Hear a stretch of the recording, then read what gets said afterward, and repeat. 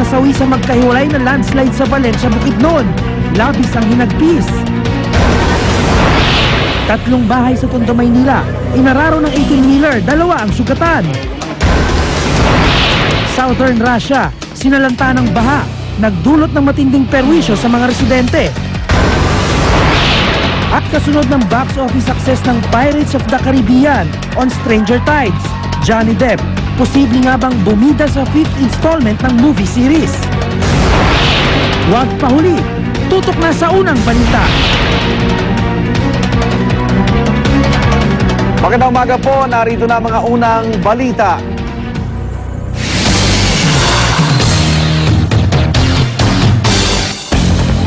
Dalawang barangay sa Quezon City nawalan ng tubig dahil sa nasirang pipeline ng Maynilad sa Quezon Avenue. Sumabog ang tubo matapos aksidenteng tamaan ng backhoe sa isinasagawang C3 Interchange Project. Narito ang report ni James Velasquez. Ganito pagbulwak ng tubig ang idinulot ang pagkasira ng pipeline ng Maynilad sa Quezon Avenue matapos tamaan ng backhoe na ginagamit sa paggawa ng underpass sa kanto nito at ng Araneta Avenue. Puputulin yung kabilaan, lalagyan ng short pipe lang para ma-repair na maaga. Kumbaga papalitan yung... Papalitan yung putok, yung sabog, yung sumabog, papalitan yun. Ang problema, pansamantala munang wala supply ng tubig sa mga lugar na sineserbisyo ng pipeline, tulad ng Barangay Santo Domingo at Barangay Tatalon. Ang ilang apektadong residente inabutan kung kanya-kanyang diskarte sa pagtitipid ng mga naipon tubig, tulad ni Mang Junjun na maswerte at nakapag-igib sa malaking balde bago maputo ng supply ng tubig. Napanood ko po sa TV yung tubo na pumutok sa may Araneta. Tapos sabi na po na mawala na po ng tubig ngayon. Ano ginawa mo? Kaya nagigib po ako ngayon eh. Pero ang pamilya Garcia, dahil hindi rin nakapag-igib, kinailangan pang bumili ng mineral water para may mainom ang mga bata. Mineral, pwede na. Bumili kami. Nagulat kasi walang ipon. Oo, paano yan sa kayo? Wala, hihintay na lang. Para sa unang balita, James Velasquez, reporting. Sumabog na water pipeline ng Maynilad sa Quezon Avenue na kumpuni na. 6 na oras din pong ginawa ang tubo bago tuluyang naisaayos. May live report si Micaela Papa. Micaela?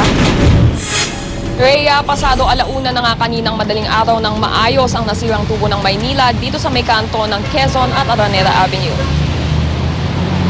Kahit umuulan, hindi na antala ang pag-aayos ng Maynilad sa mahigit 1.5 metro ng tubo na nasira kahapon matapos matamaan ng backhoe na ginagamit ng DPWH para sa construction ng underpass dito sa may kanto ng Quezon Avenue at Araneta Avenue, bago mag-1:30 nang matapos na ang paglalagay ng bagong section ng PVC pipe. Agad binuksan ang mga valve sa may biyak na bato at ditwazon at nagbalik na ang tubig sa mga apektadong lugar. Bagay na ipinagpasalamat ng mga residente ng Barangay Tatalon at Santo Domingo. So sabi ko, naku, ano ba ito? Baka walang tubig, maliligo ako kasi tutupad ako sa kabilya. Walang tubig. Masaya kayo? Oh, masaya po ako nang maano ko kasi nakapaligo na ako. Paglilinaw ng Maynilad, hindi kalidad ng tubo ang naging problema. Sadyang aksidente lang daw ang nangyari. At matibay po yung tubo ng Maynilad na yun.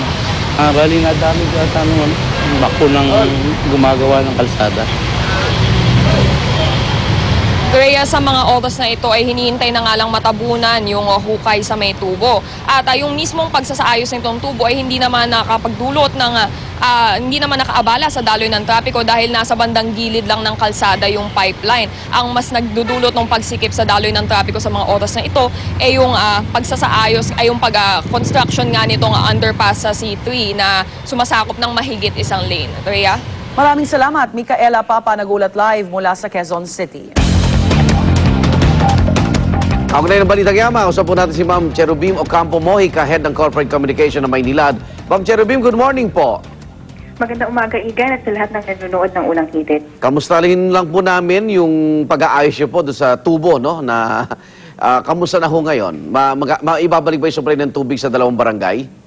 Oo, bandang alauna kaninang madaling araw, natapos na namin yung pagkukunin ng nasirang tubo. At immediately after, nabuksan na namin yung linya, kaya bumalik na sa normal yung supply ng tubig doon sa ilang parte ng Barangay Santo Domingo at Barangay Tatalon na naapektuhan nung nag-repair kami ng mainline breaking. Gaano karami yung tubig yung nasayang? Ayan, no?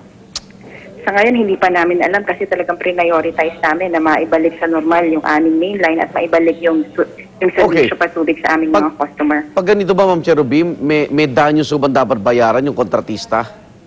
Oo, kailangan kausapin namin yung contractor na nakasira ng aming mainline para ma-arreglo yung nangyari. Okay. Ito ba mga kontratistang ito, meron ho bang hinihingi sa inyong blueprint na eto na, rito ang tubo, ganyan-ganyan, or basta nilang sila maghukay ng naghuhukay? Parte yan doon sa mga datos na ginagamit nila bago magsagawa ng anumang proyekto. May kopya sila ng mga blueprint, ng mga plano, at pati yung kung saan nakalatag yung mga linya. Wala na. Aksidente lang talaga na naging malakas yung pagbagsak ng bako kaya napuruhan yung aming linya. Gaano kalalim ho ba yung pipeline ninyo? Hindi ko alam yung eksaktong sukat dyan, kasi every time na naglalatag ng pag-aasfalto o pagsisimento, syempre yung original namin na sukat, palalim ng palalim. So yung eksaktong sukat ngayon, hindi natin alam. Okay. So, anong oras yung normal na supply do sa dalawang barangay maibabalik natin, Ma'am Cherubim, ngayong araw na ito? Normal na siya. Normal na yung ngayon normal na? Oo, normal na. So lahat na? Natapos kami ng 1:30, immediately after, nakapagpadaloy na kami ng tubig. So, normal na yung water supply. Okay. Ma'am Cherubim, maraming salamat po. Good morning. Maraming salamat din, Igan. Ma'am Cherubim Ocampo Mohay ka po, Head ng Corporate Communication ng Maynilad. Sa ibang balita, pinauwi na ang 6 na estudyante ng Makati High School na naospital matapos sumakit ang tiyan at mahilo dahil sa pagkain umano ng burger patty at itlog mula sa kanilang school canteen. Pero sa ginawang pagsusuri ng Makati City Health Department, napag-alamang malinis naman daw ang canteen. Narito ang report ni Ivan Mayrina. Halos mamilipit daw sa sakit ng tiyan ang 6 na lalaking estudyante ng Makati High School nang dalhin sa ospital ng Makati. Ang isa nagsusuka, habang iba nanakit din ng ulo at nahilo. Kasi isa yung sinabi nilang kinain nila doon sa hamburger, may patties pa rin, nilagyan ng ketchup, tsaka yung itlog. Hinala ng mga guro, food poisoning ang nangyari. Sa kantinang paaralan, binili ang burger patty at itlog. Pero bukod sa palaman, gusto rin ng isang magulang na ipasuri ang sample ng ketchup mula sa kantin na inihalo sa burger.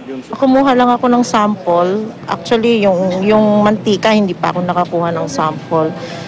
Baka ito yung dahilan. Inobserbahan muna ang mga bata sa ospital sakaling magdumi ang ma-dehydrate. Pero dahil bumuti naman ang lagay nilang, pinauwi na sila.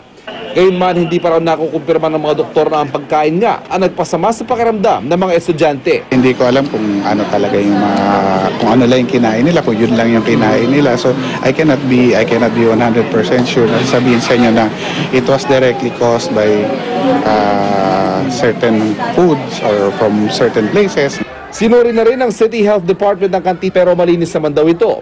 Ngayon man wala rin daw silang makita ibang pagmumula ng pagsama ng tiyan ng mga bata, kundi ang biniling pagkain doon.